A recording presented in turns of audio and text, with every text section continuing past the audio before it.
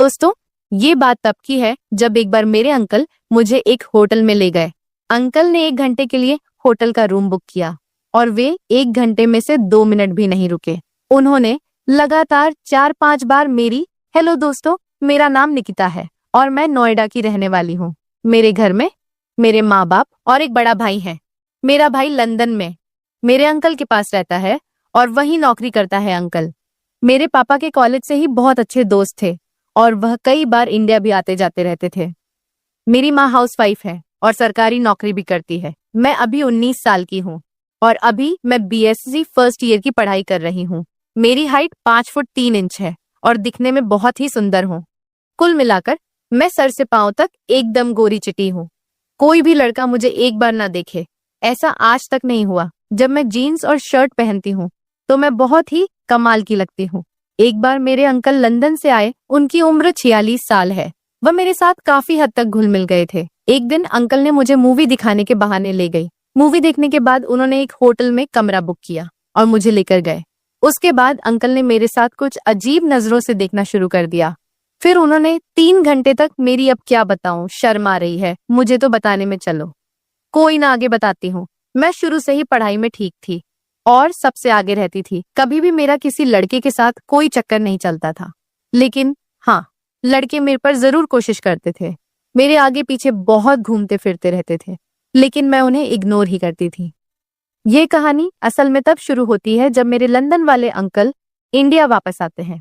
उस समय गर्मियों की छुट्टियां चल रही थी। अंकल 7 साल बाद इंडिया वापस आ रहे थे।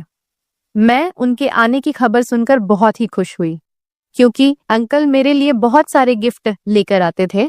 रविवार को अंकल जब घर आए तो उन्होंने देखकर मैं बहुत ही खुश हो गई। मेरे मन में पता नहीं, उन्हें देखकर एक अजीब सी फीलिंग आ गई। उन्हें देखकर मेरा मन उनके प्रति देखने का नजरिया एकदम से बदल गया। वह मुझे बहुत ही जवान और हैंडसम लगने लगे। पहली नजर में ही मैं उनके प्रति बहुत ज्यादा आकर्षित हो गई। उनके पास बहुत सारा सामान था। मम्मी पापा और मैंने अंकल का बहुत बढ़िया स्वागत किया। मम्मी ने अंकल के लिए कई सारे खाने की चीजें भी बनाई। सभी सोफे पर बैठकर बातें करने लगे। काफी देर बातें करने के बाद पापा बोले, यार तुम थोड़ा आराम करो, तुम थक गए होगे। तब अंकल बोले, हाँ थक तो मैं गया हूँ। फिर पापा ने मुझसे कहा कि अंकल को कमरा दिखा दो। हमने अंकल के लिए गेस्ट रूम बहुत अच्छे तरीके से सजाया था। हमारा गेस्ट रूम ऊपर वाले मंजिल पर था और मैं अंकल को गेस्ट रूम की तरफ ले गई। मम्मी टेबल पर खाने का सामान उठाने लगी और पापा अपने कमरे में चले गए। ऊपर जाते समय अंकल ने मुझसे कहा, निकिता तुम तो बड़ी हो गई हो और बहुत सुंदर लग रही हो। मैं अंकल की बात सुनकर खुश होकर मुस्कुराते हुए कहा, अंकल जी यह तो बात आप सही कह रहे हो। मैं अब बड़ी हो गई हूँ और आप भी कोई कम नहीं लग रहे।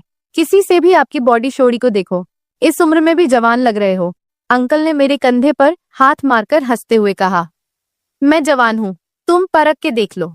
मैंने कहा, कोई बात नहीं अंकल जी, किसी अच्छे मौके पर मैं आपको भी परख के देख लूंगी। अंकल बोले, मैं तो हमेशा तैयार हूँ, तुम बस बताओ।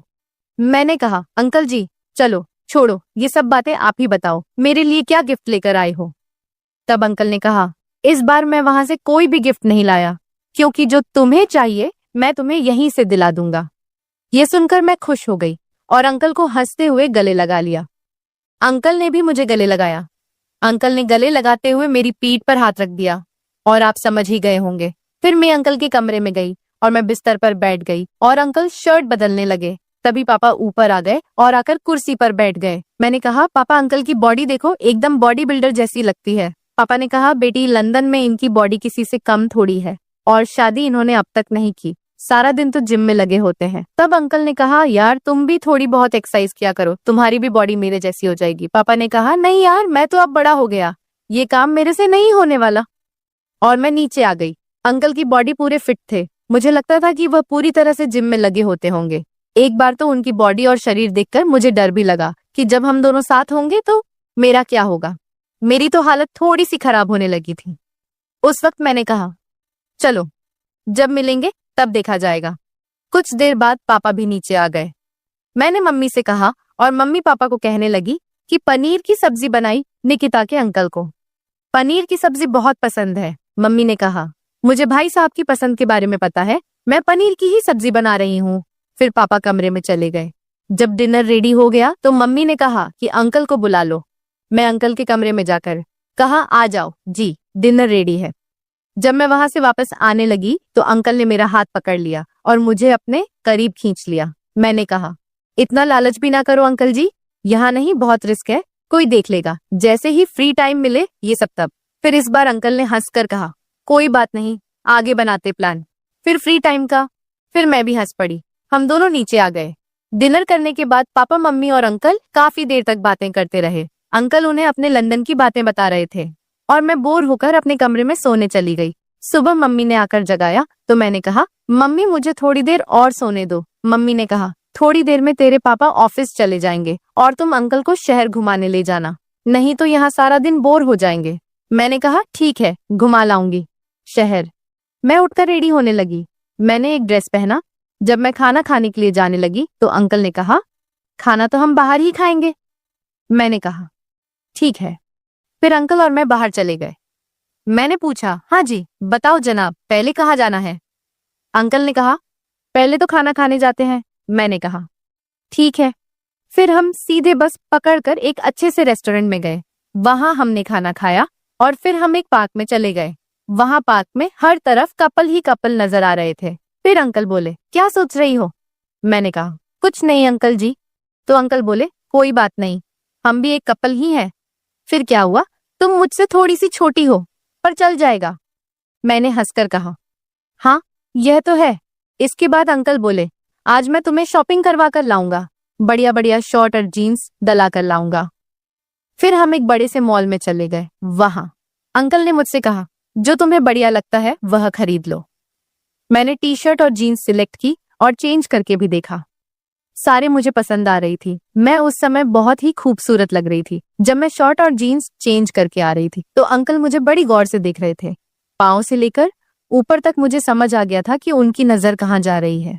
मैं भी उन्हें देखकर बार बार हंस रही थी। इसके बाद अंकल को पापा का फोन आया। वह हमें घर आने के लिए कह रहे थे।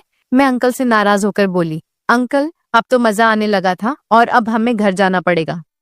अंकल कहने लगे, गुस्सा क्यों कर रही हो, मैं अभी 20 दिन यहीं हूँ, तुम्हें पूरे नजारे दूंगा, टेंशन मत लो, कल फिर आ जाएंगे। मैं खुश हो गई और अंकल के साथ घर चली गई। घर जाकर मैंने मम्मी को सारे कपड़े दिखाए तो मम्मी कहने लगी, कपड़ों पर इतना खर्चा करने की क्या जरूरत थी? अंकल ने कहा, क्या हुआ, इस बार मैं लंदन से कुछ नहीं लाया निकिता के लिए, तो मैंने यहीं शॉपिंग करा दी। इसके बाद पापा और अंकल अपनी महफिल सजाने के लिए छत पर चले गए। अगले दिन मैं और अंकल घूमने के लिए फिर से चल पड़े। आज हम एक बढ़िया सी मूवी देखने गए तो अंकल बहाने से जब हंसने वाला सीन आता तो मेरे गले में अपनी बाहें डाल लेते और मेरे हाथों में हाथ फेरते रहते। मुझे अंकल का ऐसा करना बहुत अच्छा लग रहा था। मुझे अंकल के साथ बहुत अच्छा फील हो रहा था। ऐसा लग रहा था कि जैसे अपना अपना जुड़ाव हो रहा हो। इसके बाद अंकल मुझे होटल में लेकर गए। मैंने पूछा, होटल में क्यों जा रहे हो? तो बोले, तुम ही तो कह रही थी कि खुला जैसा टाइम मिलना चाहिए। फिर खुला समय तो होटल में ही मिलेगा और हमें थोड़ा सा टाइम भी मिलेगा। मैंने कहा, अंकल जी आप प्लान बहुत बढ़िया बनाते हो, कोई भी शक नहीं करेगा कि हम घूमने गए हैं। मैंने हंसते हुए कहा, अंकल जी आप बहुत होशियार हो। अंकल बोले, चल अब टाइम वेस्ट ना कर।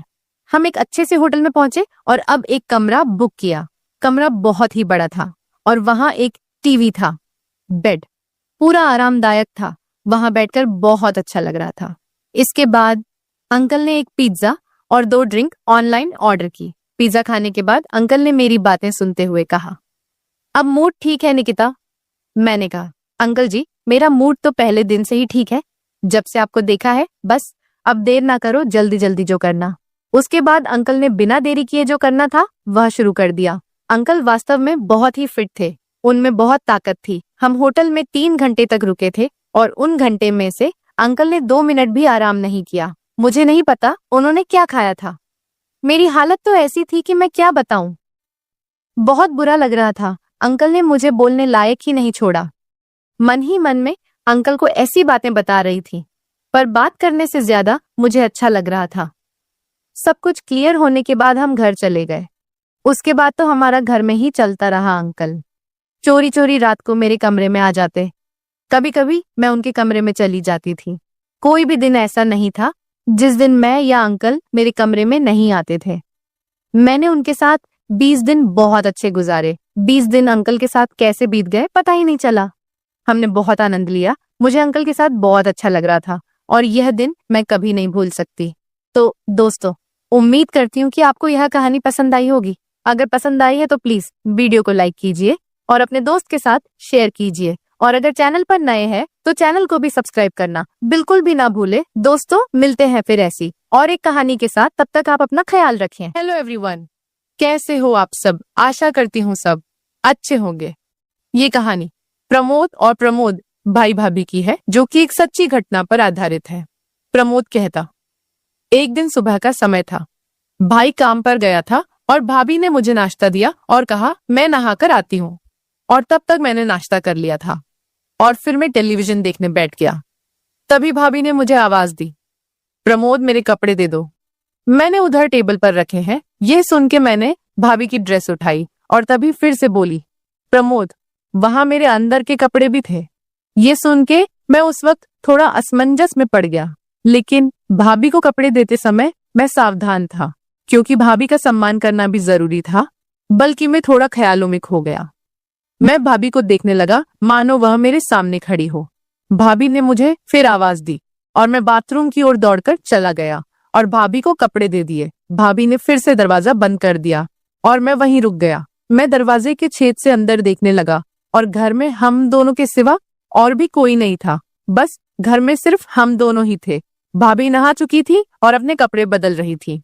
मैं सिर्फ उसका पिछला हिस्सा ही देख पा रहा था। कुछ देर बाद वह बाहर आए और नमस्कार दोस्तों, में प्रमोद। यह तब की बात है जब मैं 12 साल का था। मैं बहुत छोटा था जब मैं गर्मी की छुट्टियों में भाई के पास गया था। जब मैं 10वीं क्लास में था तो मेरी भाभी थोड़ी मोटी थी, लेकिन वह बहुत ब्यूटीफुल लग रही थी। वह हर वक्त शॉर्ट कपड़े पहनती रहती थी। पूरे दिन घर पर सिर्फ मैं और मेरी भाभी ही होते थे, क्योंकि भाई काम पर जाते थे और भाभी बचपन से ही काम ज्यादा नहीं करते थे। वे मेरे बारे में सब कुछ जानती थी, तो वह मुझे अपने पास बुलाकर पकड़ लेती और गले लगा लेती। हम हर दिन ऐसा करते थे, लेकिन अब मैं थोड़ा बड़ा हो गया था और मुझे उसका पकड़ना बहुत अच्छा महसूस होता था। जब वह मुझे गले लगाती थी तो मेरा साथी बड़ा हो जाता था। फिर मैंने तुरंत ही गले लगा लिया करता था और मजे लेने लगता था। मैं एक फेस्टिवल उत्सव के लिए उनके पास गया था। कुछ दिन बीत गए थे। हर दिन सुबह के वक्त भाई काम पर जाते थे और भाभी ने मुझे नाश्ता दिया और कहा मैं नहा कर आती हूँ। तब तक मैंने नाश्ता कर लिया और टेलीविजन देखने बैठ गया। तभी भाभी ने मुझे आवाज दी, प्रमोद मेरे कपड़े दे दो। मैंने टेबल पर रखे हैं। मैंने भाभी की ड्रेस उठाई और तभी भाभी ने फिर से बोला, वहां मेरे अंदर के कपड़े भी थे। मैं उस वक्त थोड़ा असमंजस में था, लेकिन भाभी के कपड़े देते समय मैं सावधान था, क्योंकि भाभी का सम्मान करना भी जरूरी था। हालांकि मैं थोड़ा ख्यालों में खो गया था। मैं भाभी का रूप देखने लगा मानो वह मेरे सामने खड़ी हो। तभी फिर से भाभी की आवाज आई और मुझे बुलाने लगी। फिर मैं जल्दी से बाथरूम की ओर चला गया और कपड़े उन्हें दे दिए। भाभी ने फिर दरवाजा बंद कर दिया और मैं वहीं रुक गया।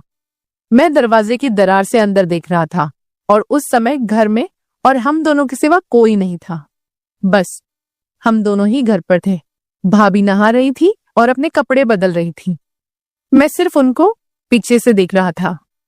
कुछ टाइम बाद वह बाहर आई और मुझसे बोली, प्रमोद तुम भी नहा लो।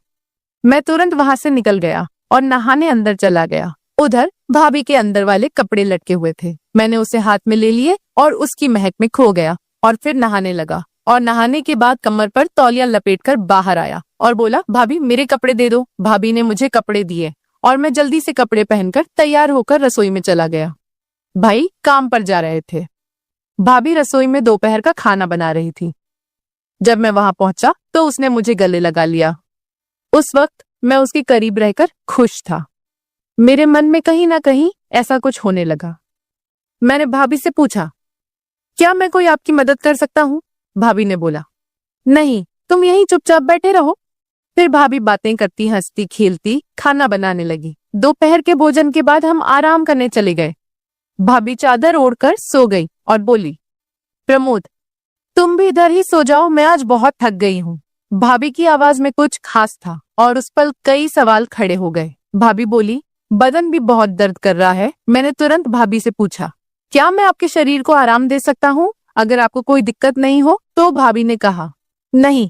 मैंने फिर पूछा। मैं भाभी के पीछे ही पड़ गया और बोला, भाभी बोलो, थकान हो रही है तो मैं आराम दे सकता हूँ। फिर भाभी ने कहा, ठीक है। मैं धीरे धीरे भाभी के पैर दबाने लगा और आराम देते देते भाभी के घुटनों को भी आराम देके मैं रुका और अब भाभी की वह चीज भी दिख रही थी। मैंने उससे पूछा, भाभी ऊपर भी आराम देना है क्या? तो भाभी बोली, हाँ मुझे बहुत आराम मिलेगा। धीरे धीरे कपड़े उठाए और मैं भाभी का आकार भी देख सका। उस दृश्य को देखकर मुझे एक अलग ही अनुभव हुआ।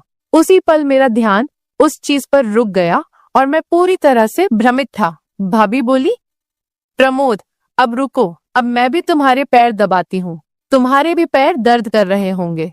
वह मेरे पैर दबाने लगी और उसके नाजुक हाथों के स्पर्श से मुझे बहुत अच्छा महसूस हो रहा था। भाभी मेरे पैरों को दबाते हुए मुझे आराम दिया और फिर हम वहीं सो गए। अब मुझे थोड़ा बेहतर महसूस हुआ। फिर भी मैंने उनसे पूछा कि भाभी क्या मैं आपको गले लगा सकता हूँ? भाभी ने मुस्कुराते हुए जवाब दिया, क्यों नहीं लगाओ? तुम ऐसे क्यों पूछते हो? हम दोस्त है ना? भाभी बहुत होशियार थी और सब कुछ जानती थी। जब मैं छोटा भी था तो भी ऐसा ही करती थी। फिर गले मिलने के बाद हम दोपहर को सो गए। दोपहर को हम अच्छी नींद सोए और शाम को जाग गए। सब बातों का ध्यान रखा गया क्योंकि शाम को मेरे भैया आ रहे थे।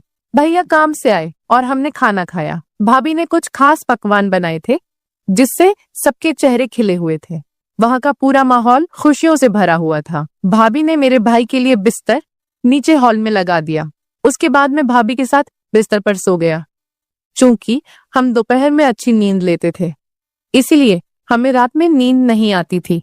रात के 2 बजे थे, फिर भी मुझे नींद नहीं आ रही थी। भाभी एक करवट से दूसरी करवट लेकर सो रही थी, लेकिन उन्हें भी नींद नहीं आ रही थी। कमरे में एक छोटा सा लाल बल्ब जल रहा था और बाकी कमरा अंधेरे में डूबा हुआ था। उस शांत वातावरण में हमारे मन में विचारों की लहरें दौड़ रही थी। एक दूसरे के साथ होने के कारण उस पल का रहस्य हमारे दिमाग में घूम रहा था। मैं और भाभी अंधेरे में जाग रहे थे। भाभी ने मुझसे कहा, शांत रहो प्रमोद, शोर मत करो, सुबह के 4 बजे है। और फिर वह सो गई। सुबह हम देर से उठे। भैया उसे जगाने आए और बोले, जल्दी उठो, मैं काम पर जा रहा हूँ। हम उसकी आवाज सुनकर जाग गए और कुछ ही देर में नहाकर तरोताजा हो गए। भाभी ने मेरे लिए कुछ खास व्यंजन बनाए थे ताकि हमारे दिन की शुरुआत अच्छी हो। मेरे पसंदीदा भोजन की महक ने रसोई में एक विशेष माहौल बना दिया और भाभी मुस्कुराकर मुझसे बोली, चलो अब नाश्ता कर लेते हैं। उसने मुझे चाय और नाश्ता दिया और फिर नहाने चली गई। नाश्ता करते समय मुझे वह घटनाएं याद आ रही थी और सोचा कि क्यों ना दोपहर को भाभी से इस बारे में बात की जाए। तभी भाभी ने मुझे अपने कपड़े देने के लिए बुलाया और मैं भाभी पास कपड़े ले गया और हमेशा की तरह दरवाजे की दरार से दिखा। नहाने के बाद भाभी खाना बना रही थी। मैंने उससे पूछा, भाभी खाना तैयार हुआ क्या? उन्होंने जवाब दिया, हाँ थोड़ा सा बाकी है। फिर हमने खाना खाया और आराम करने के लिए बिस्तर पर चले गए। मैं और भाभी चादर में सो गए। उन्होंने मुझे गले लगाया, मैंने भी गले लगाया। मैंने भाभी की तरफ देखा और कहा, क्या मैं एक पूछ सकता हूँ? भाभी ने सोचते हुए कहा, पूछो। मैंने आगे कहा, भाभी रात को पति पत्नी क्या करते हैं? भाभी ने मुस्कुराकर जवाब दिया, कुछ नहीं करते। फिर बोली, पति पत्नी जो करते हैं वही करते हैं। जब तुम बड़े हो जाओगे और शादी कर लोगे तब तुम्हें समझ आएगा। लेकिन फिर भी तुम्हें बताती हूँ, पति और पत्नियां वही करते हैं जो जानवर करते हैं। और मैंने कुत्ता और कुतिया को करते देखा था। और भाभी बोली, वैसा ही पति पत्नी करते हैं। मैंने उनसे पूछा, अरे भाभी यह क्या सिर्फ पति पत्नी के लिए है? भाभी जवाब दिया, नहीं, कोई भी कर सकता है, लेकिन इसे निजी रखना महत्वपूर्ण है। ये एक रहस्य है, अगर किसी को पता चल गया तो बड़ी बदनामी हो सकती है। मैंने थोड़ा आश्चर्य से पूछा, क्या ऐसा हो सकता है? उसके बाद मैंने विषय बदलते हुए कहा, भाभी क्या आज हम कोई नई चीज कर सकते हैं, क्योंकि आज मुझे नींद नहीं आ रही है। तो वो मुस्कुराकर बोली, कोई बात नहीं, चलो ऐसे ही लेटे रहते हैं। फिर हम गले मिले। मैंने उन्हें पकड़ लिया और कहा, भाभी आप भी मुझे गले लगा लो। फिर एक अनोखा जादू हुआ। उस क्षण मुझे एक अपूर्वानंद की अनुभूति हुई। हमारे हाथ एक दूसरे के चारों ओर घूम रहे थे और बीच में उन मधुर क्षणों में हमें बहुत विशेष महसूस हुआ। मेरा साथी सख्त हो रहा था और मुझे बाथरूम जाना था। मैंने भाभी से कहा, भाभी मुझे बाथरूम जाना है। भाभी ने कहा, चलो मुझे भी जाना है। हम दोनों एक साथ बाथरूम गए। फिर मैंने मन में ठान लिया कि भाभी को अपने साथी के दर्शन कराऊं। भाभी बाथरूम में जाकर बाहर आई और फिर मैं अंदर चला गया और मैं भाभी से बोला, भाभी मेरी जगह पर थोड़ा दर्द हो रहा है। उन्होंने कहा, क्या हुआ? मैंने कहा, जगह बहुत तंग है। वह बोली, ठीक है दिखा। मैंने तुरंत चेन खोल दी और अपने साथी को दिखाया। वह बोली, कहाँ दर्द होता है? मैंने कहा, आगे हल्की सी जलन होती है। उसने कहा, अरे तुमने मिर्च खाई थी क्या? फिर वह तेल लेकर आई और बोली, इससे लगाओ। मैंने कहा, तुम लगाओ, मुझे बहुत जलन हो रही है। और वह बोली, ठीक है, अच्छे से सो जाओ, फिर जलन नहीं होगी। उनकी आवाज ने मुझे शांत कर दिया। फिर मैंने कंबल लिया और मुझसे पूछा, प्रमोद, क्या तुम्हारा दर्द बंद हो गया? मैंने कहा, हाँ। फिर वह बोली, मुझे वापस से दिखाओ। मैं सीधे बिस्तर पर गया और उससे पूछा, क्या आप देखने के लिए तैयार हैं? भाभी यह देखकर खुश हो गई। मेरा साथी भाभी को पूरी तरह से साथ दे रहा था। कुछ देर बाद मेरे साथी की तबीयत खराब हुई और उल्टी हुई और भाभी यह देखकर चकित हो गई। दोस्तों, अगर आपको कहानी पसंद आए तो हमारे चैनल को सब्सक्राइब करें और आपको कहानी कैसी लगी कमेंट में